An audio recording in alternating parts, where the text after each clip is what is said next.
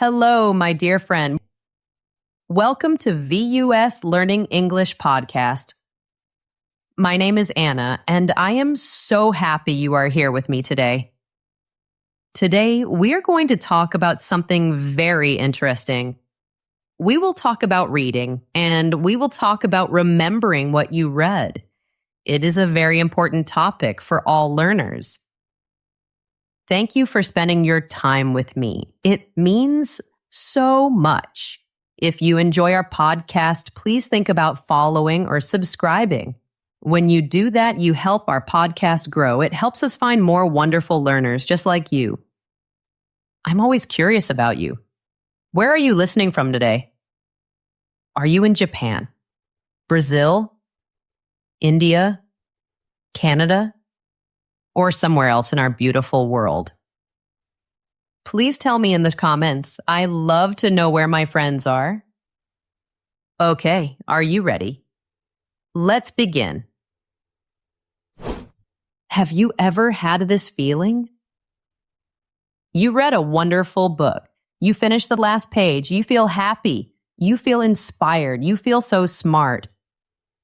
But then, 1 week passes, and you try to remember the ideas from the book, but you can't.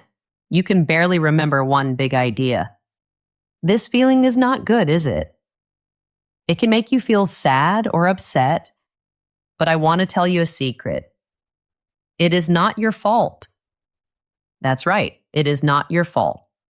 You learned how to read words on a page, but maybe.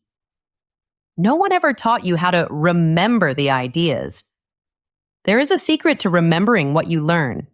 The secret is in a very strange story. It is a story about a man who could remember entire books. He could remember every single word, but he could not understand any of it. His story shows us why we forget almost everything we read. And more importantly, his story shows us how to fix it. Let's explore this together. Section 1. The Curse of a Perfect Memory. Our story begins a long time ago. It was in the 1920s. There was a young man. His name was Solomon Shereshevsky. That name is a little long, so we will just call him S. S was a journalist. He worked for a newspaper. Every morning he went to a meeting. At the meeting, his boss gave many instructions. He said long lists of things to do. He gave names and addresses for stories. It was a lot of information. Everyone else in the meeting wrote things down. They had notebooks and pens. But S never took a single note. He just listened. One day, his boss became very confused. The boss saw that S never wrote anything down, so the boss called S to his office. The boss asked him, "Why do you never take notes? How do you remember all the assignments?" S was confused by the question. He did not understand why anyone needed to write things down. He thought it was strange to write things down. To show his boss, S did something amazing. He repeated all of the instructions from that morning, perfectly. Then, he repeated the instructions from the day before, perfectly, and the day before that, perfectly. His editor was shocked. He had never seen anything like it. He told S, "You must go see a psychologist." A psychologist is a doctor who studies the mind. So S went to the office of a psychologist. His name was Dr. Alexander Luria. Dr. Luria was a very important scientist. He was a pioneer in studying the brain and memory. Dr. Luria decided to test the memory of S. He wanted to see if this amazing memory was real. He started with simple tests. He gave S a short list of words. S listened. Then he repeated the list perfectly. So Dr. Luria gave him a short list of numbers. S listened. And he repeated the list perfectly.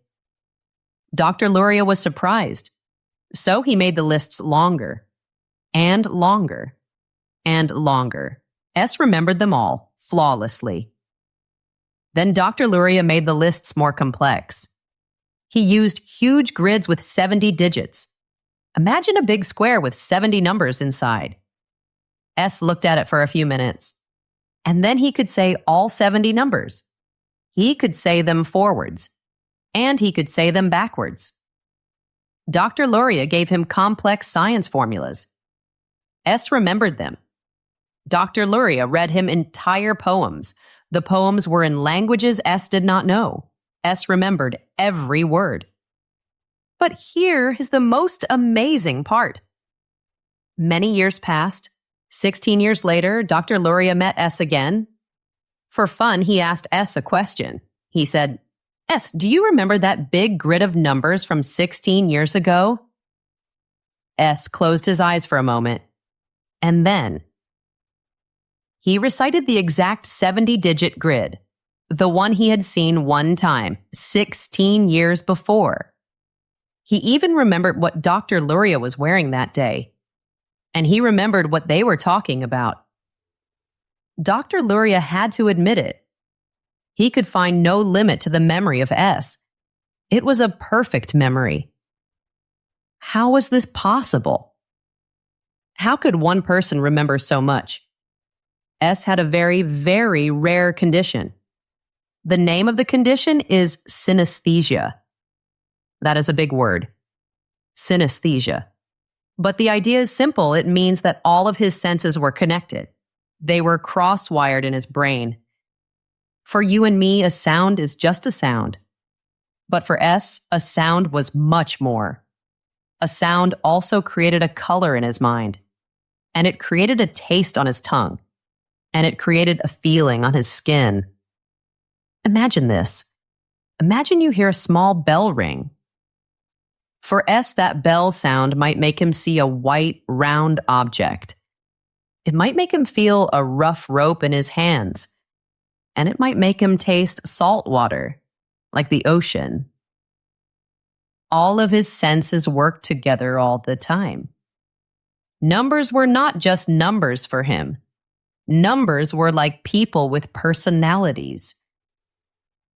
For S, the number 1 was a proud, well-built man. The number 2 was a high-spirited woman. Every number had a face, a feeling, and a story. So how did he use this to memorize things? He did not try to memorize words. Instead, he experienced a movie in his mind. A rich, multi-sensory movie. He would imagine a street that he knew very well. Gorky Street in Moscow. When he heard a list of words, he would place images for those words along the street. Each word became a vivid, colorful, tasty image. He put one image next to a tree. He put another image in a shop window. To recall the information, he did not need to think hard. He just needed to take a mental walk. He walked down Gorky Street in his mind, and he simply described the strange images he saw there. His memory was not an effort. It was an experience. This sounds like a superpower, doesn't it? It sounds like the ultimate dream for any student. To remember everything without trying. But for Solomon Shereshevsky, it was not a dream. It was a curse. It was a very big problem. His mind was a storm. A constant blizzard of sensations that he could not stop. Everything was too bright, too loud, too much. Simple things were very hard for him. He struggled to recognize faces. Why? Because for him, a person's face was not one thing. It was a very changeable pattern of light and shadow. A face was always moving and different. He could not see the same face twice. Reading a simple story was a nightmare for him. Each word in the story created a new, intense image, and those images would compete with each other. If he read the word house, he saw a house. If he read the word run, he saw someone running. The pictures and feelings were so strong that he would completely lose the meaning of the story. He was lost in the details. But this next part is the most devastating part of his condition. This is the part that reveals the truth about our own memory. S had a big problem with abstract ideas. Abstract ideas are ideas you cannot see or touch. Ideas like love, or justice, or infinity. S could memorize a whole paragraph about philosophy. He could recite every word perfectly, but he could not tell you what it meant. Metaphors were impossible for him to understand. A metaphor is when you say one thing is another thing, like love is a journey. For S, that made no sense. He once told Dr. Luria, "I can only understand what I can visualize." He needed a picture for everything, because he could not make one single picture for the idea of nothing. He could not understand it. His own wife tried to explain nothing to him, but she could not. His mind was a flawless recording device. It captured every small detail, every crumb of data, but it could not do the one thing that truly matters. It could not forget. It could not forget the irrelevant details to find the essential meaning. S was a man who remembered everything, but he understood almost nothing. He could not see the forest for the trees. This is a famous expression. It means someone is too focused on small details. They cannot see the big picture. For S, this was literally true. In his mind, every single leaf on every tree was a loud, unforgettable thing. His life became so cluttered with these endless memories. He could not hold a job. He could not function in daily life. He became so desperate. He tried to forget things on purpose. He would write memories on small pieces of paper. Then he would burn the papers. He hoped that watching the memories turn to ash would make them disappear from his mind. But it never worked. Solomon Shereshevsky, the man with the perfect memory, was tortured. He was tormented by the one thing we all wish we had more of. His story is not just a strange medical case. It is a deep lesson for all of us. It teaches us that the goal of learning is not to become a perfect recording device. The goal is to understand. And to understand, you must first learn how to forget. Section 2, the myth of the sponge and the science of forgetting. So, why am I telling you this long story about a man from the 1920s? Because his story destroys a myth that most of us believe about our own minds. It is the myth of the sponge. What is a sponge? A sponge is soft and it has many holes. You put it in water and it soaks up the water easily. Many of us are taught to think our brain is a sponge.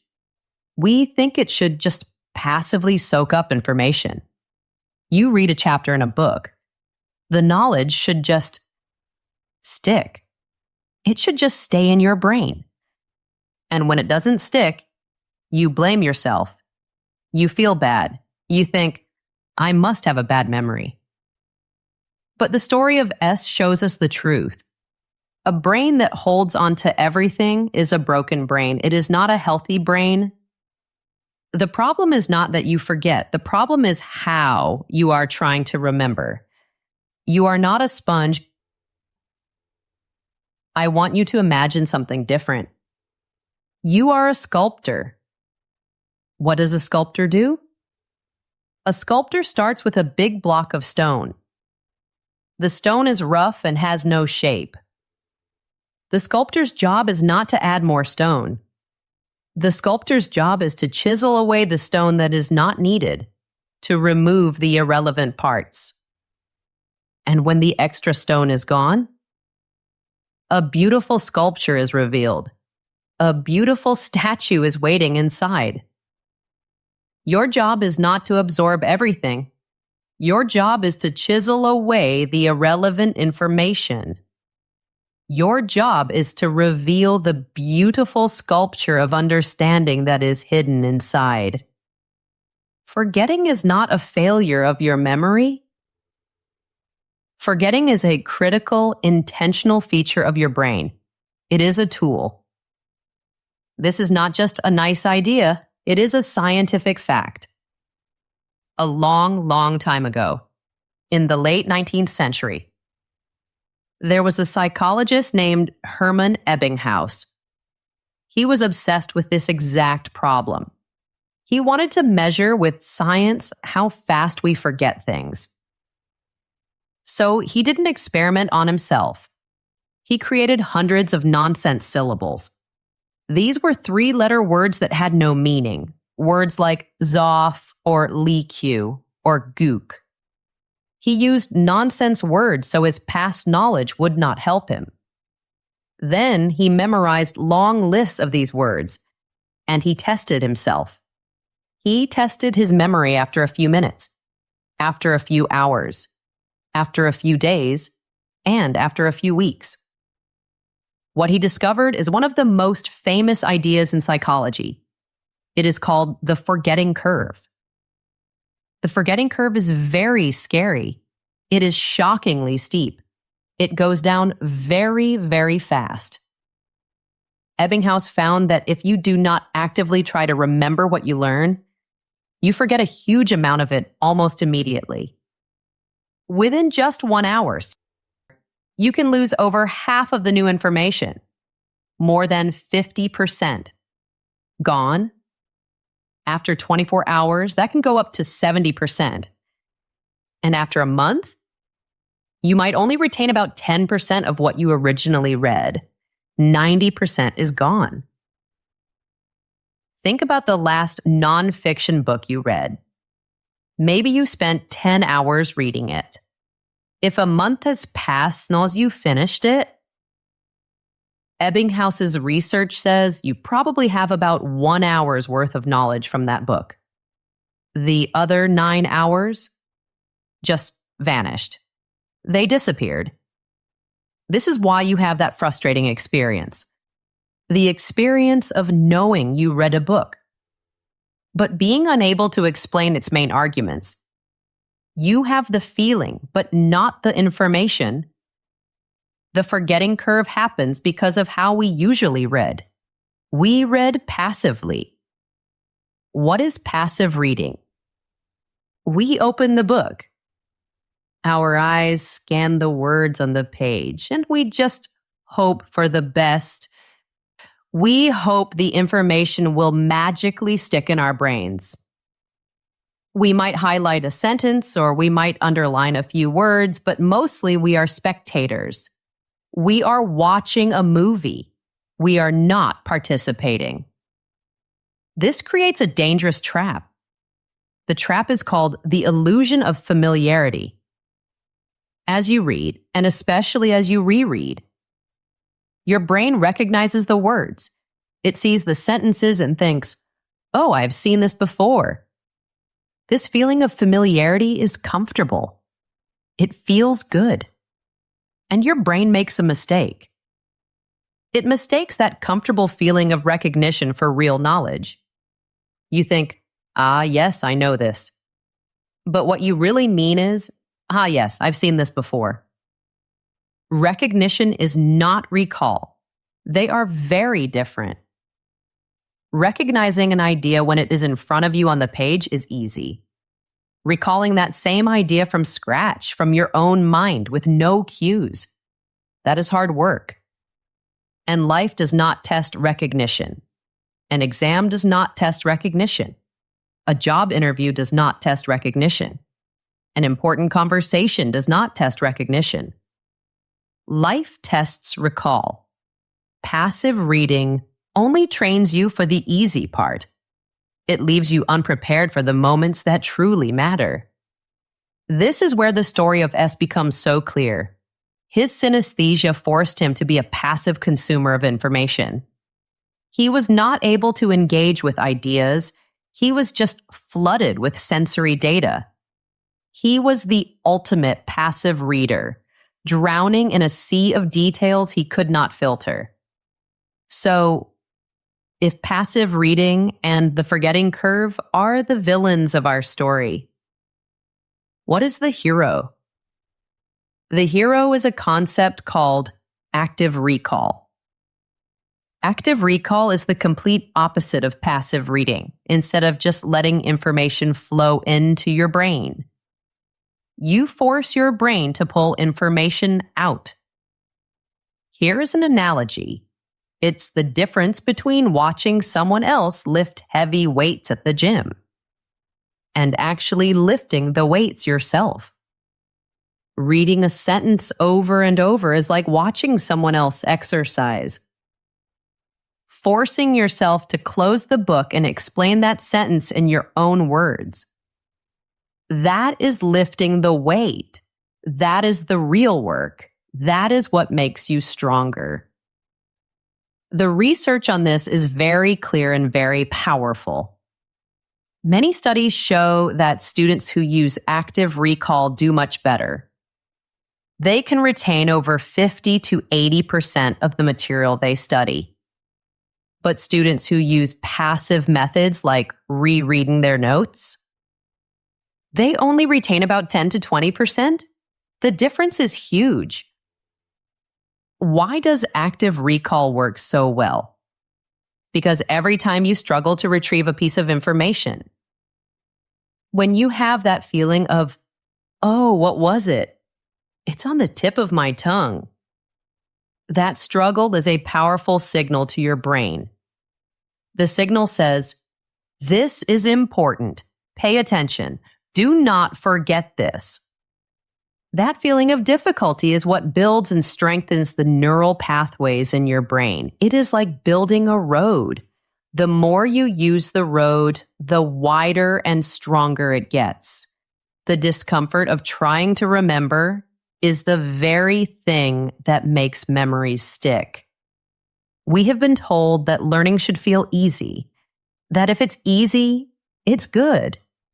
But the truth is the opposite. If you are not struggling a little bit, you are probably not learning very much. The forgetting curve is not a life sentence. It is not your destiny. It is just the default setting of your brain, and you have the power to change it. It is time to stop acting like a sponge. It is time to start acting like a sculptor. Section 3, the C.A.R. method, a system for understanding. The story of Solomon Shereshevsky and the science of the forgetting curve. They both point to one powerful truth. Remembering is not about having a good memory or a bad memory. It's about having a system. We were all taught how to read, how to see letters on a page and know the words. But almost no one taught us a system for how to process what we read, how to understand it and make it ours. It is like someone gave us the keys to a giant library, but they gave us no instructions. They didn't teach us how to use the books to build anything meaningful or lasting. The solution is to get active. You need a system that works with your brain, not against it. Today, I will teach you a system. It is a simple system. I call it the C.A.R. method. C.A.R. C.A.R. is like the word car. A car helps you travel from one place to another. This C.A.R. method will help you travel from being a passive reader to being an active learner. This is not just a few small tips. It is a whole new way to approach reading. It is the system that helps you chisel away the noise. It helps you find the beautiful sculpture of understanding. So what do the letters C, A, and R mean? C is for contextualize. A is for anchor. R is for reconstruct. Let's break it down step by step. It will be easy to understand. C. Contextualize, building the mental scaffolding. The first and maybe the most overlooked step is C. Contextualize. This is a big word, contextualize. But the idea is very simple. It means you prepare your brain before you read. Before you read the first sentence of a book, you need to build a mental scaffold. A scaffold is a structure you build around a house when you are working on it. This mental scaffold is a place for all the new information to hang on. Without context, new facts are like Christmas ornaments with no tree. They are just separate, lonely things. They have no meaning, and they are quickly forgotten. This was the biggest problem for S. He had millions of beautiful ornaments, but he had no tree to put them on. Passive readers just open the book to page 1 and start reading.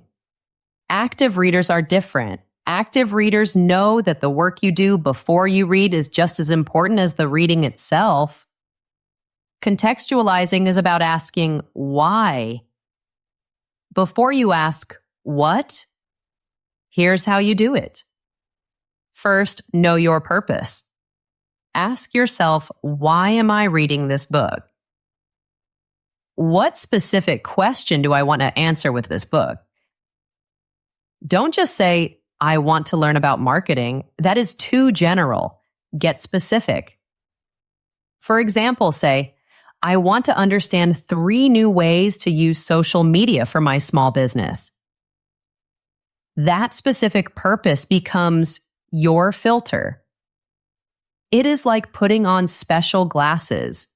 Your brain immediately starts to pay attention to what is relevant, and it learns what it can ignore. You are already telling your brain what is important to remember and what it is okay to forget.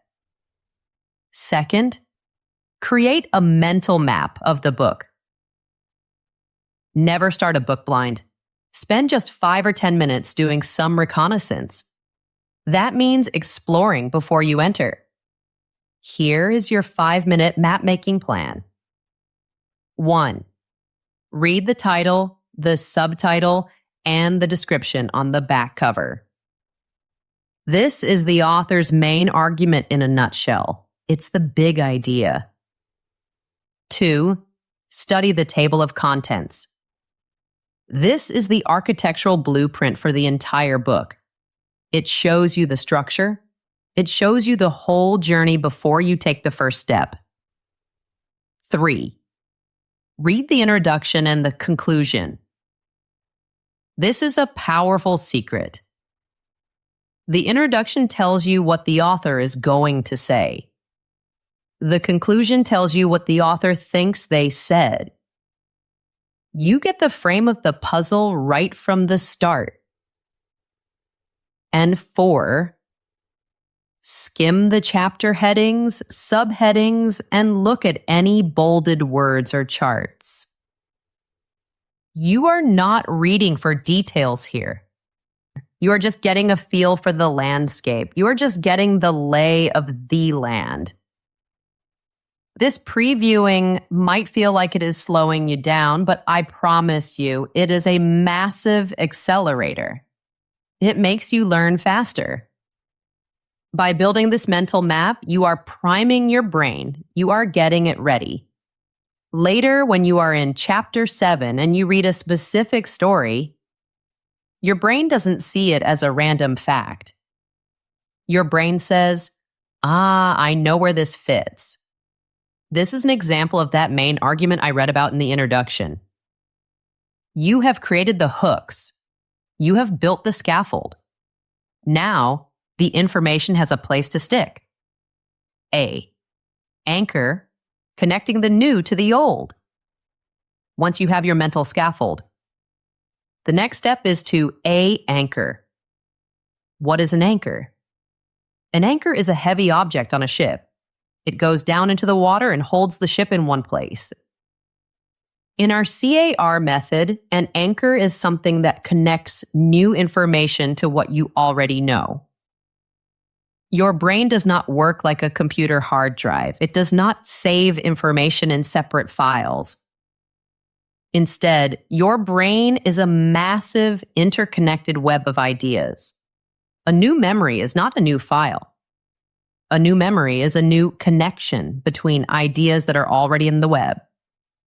The more connections you build to a new idea, the more paths you have to find that information later.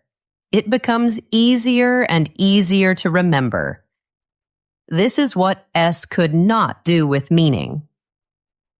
His anchors were powerful, but they were sensory anchors. He connected ideas to colors, tastes, and sounds. He could not build the conceptual anchors needed for real understanding. Passive reading treats new information like it exists in a vacuum, all alone. Active reading, through anchoring, weaves new ideas into your existing mental tapestry. It makes your web of knowledge richer and stronger. Here are 3 powerful ways to create anchors. 1. The analogy bridge. When you read a new, complex, or difficult idea, immediately stop and ask yourself this question: what is this like that I already understand? We understand abstract things by comparing them to concrete things. For example, I said, the forgetting curve is steep, like a hill that is hard to climb. That is an analogy. Let's try another one. Trying to understand electricity in a wire. That can be abstract and difficult, but you can create an analogy. You can say, electricity is like water flowing in a pipe. Voltage is like the water pressure. Current is like the flow rate, how fast the water is moving. Resistance is like the width of the pipe. A narrow pipe has more resistance. This analogy is not perfect, but it creates a powerful, simple, memorable anchor in your mind. So don't just highlight a definition in a book. Pause for a moment and invent your own analogy for it. 2. The personalization link. We remember things that relate to our own lives. Our brains are naturally interested in ourselves. So when you read a new idea, don't just leave it on the page. Bring it into your own world. Ask yourself, how does this apply to my life? Or, how can I use this idea at my job or with my family? For example, if you are reading a book about negotiation, think about a recent disagreement you had with someone. How could you have used the principle from the book in that real situation? By connecting the abstract idea on the page to a concrete, personal memory, you forge an incredibly strong anchor. You make the information part of your own story. And we always remember our own stories. 3. The visualization scaffold. The visualizations that S had were automatic and overwhelming. They were a curse. But for us, intentional visualization is a superpower. It is a tool we can choose to use. When you read about a process or a framework or a series of steps, build a mental image of it. Don't just read the words. The Feynman technique has 4 steps. That is easy to forget. Instead, visualize a 4-story building in your mind. On the first floor, you are choosing the concept you want to learn. On the second floor, you are imagining teaching it to a child. On the third floor, you are finding the gaps in your knowledge. On the fourth floor, you are simplifying your explanation. That mental image of the building becomes a retrieval structure. It is a palace in your mind. To remember the steps, you just take a mental walk through the building you created. It is much easier to remember a picture than a list of words. R. Reconstruct, forging knowledge through creation. we have arrived at the final and most powerful step in the C.A.R. method. This step is Reconstruct. If contextualizing is building the scaffold and anchoring is attaching things to it, then reconstructing is stepping back, looking at the whole structure and explaining it in your own words. This is the ultimate form of active recall. It is the most powerful weapon to defeat the forgetting curve. It is based on a simple but very profound principle. This principle is often credited to the great physicist, Richard Feynman. He said, "If you can't explain something simply, you don't really understand it." Let me say that again. If you cannot explain something in simple words, you do not truly understand it yet. This is the heart of the reconstruct step. Here's how you do it. 1. Teach it to a child. After you finish reading a chapter or a section of a book, close the book, put it away. Now, take out a blank piece of paper or open a new document on your computer. At the top of the page, write down the name of the concept you just learned. Now, pretend you were explaining this concept to a 12-year-old. Use the simplest language you can. Do not use any complex jargon or big words from the book. This exercise forces you to get past the surface. It forces you to grapple with the core idea. You cannot hide behind the author's smart words. You must use your own. 2. Identify your knowledge gaps. As you do this, something important will happen. You will inevitably get stuck. You will realize you can't quite remember how two ideas connect. Or you will find that your explanation feels fuzzy and unclear. You might write a sentence and then think, wait, is that right? What does that even mean? These moments of struggle are not failures. These moments are gold. They are pure gold. This is your brain showing you, like a map, exactly where your understanding is weak. This is your brain telling you where the holes are. Circle those spots, mark them clearly. These are your knowledge gaps. 3. Go back to the source. Now and only now do you open the book again. But you are not just passively rereading. You are going back to the book on a specific mission. Your mission is to find the answer, to fill the precise knowledge gap that you just identified. Go to that part of the book. Find the answer. Read it until you understand it. Then close the book again. 4. Simplify and refine. Now go back to your blank page. Go back to your simple explanation. Try to explain that fuzzy part again.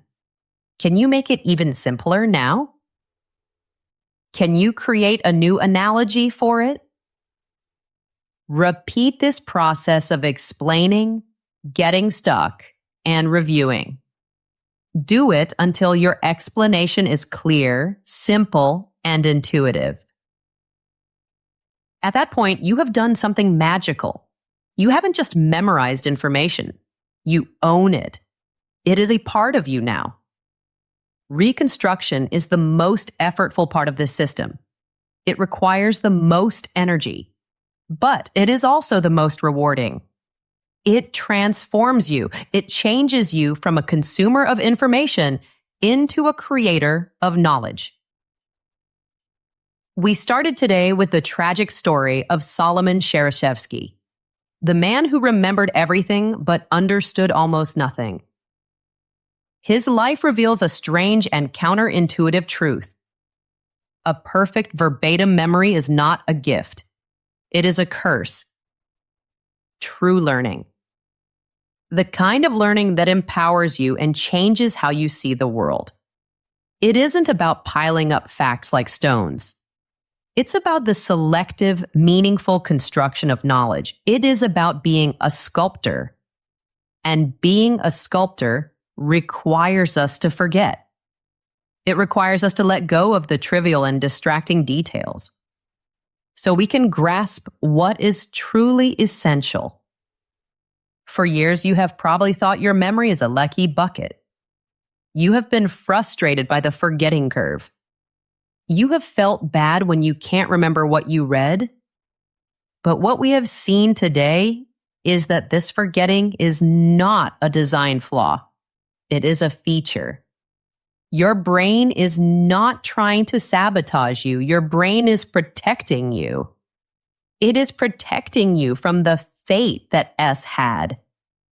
A mind so cluttered with details that it could not think.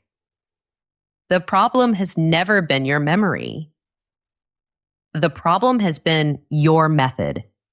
You have been trying to be a passive sponge in a world that rewards active sculptors. But now you have a new set of rules. You have a new system. You have the C.A.R. method. You know to contextualize, to build a mental map before you even begin your journey. You know to anchor, to actively connect new ideas to your own life, your own experiences, and your own understanding. And you know to reconstruct, to forge durable, lasting knowledge by explaining what you have learned in your own simple words. This system is not about memorizing more.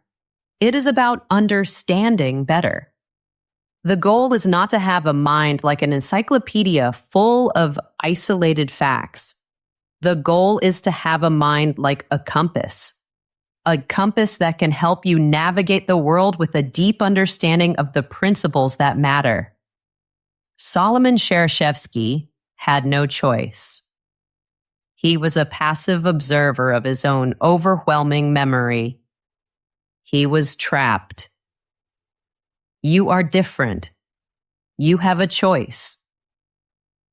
You can continue to be frustrated by forgetting, or you can embrace the empowering effort of active learning.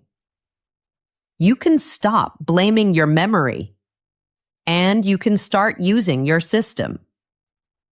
The next time you pick up a book, I want you to remember this. You are no longer just a reader. You are an architect of knowledge. You are a sculptor. Today, we learned so much together. We learned that forgetting is normal and that forgetting is important. We learned about the C.A.R. system to help us understand and remember. Please remember, my friend, that learning is a journey. It takes time. So please be patient with yourself. And please be kind to yourself. You are doing a wonderful job just by being here. Keep going. Thank you so much for listening today. It was a true pleasure to spend this time with you. If you have a question about this topic or you just want to say hello, please leave a comment. I love to hear from you. And if you enjoyed this episode, please think about following or subscribing. It is a small action that helps our little community grow. Until next time, take care, my friend.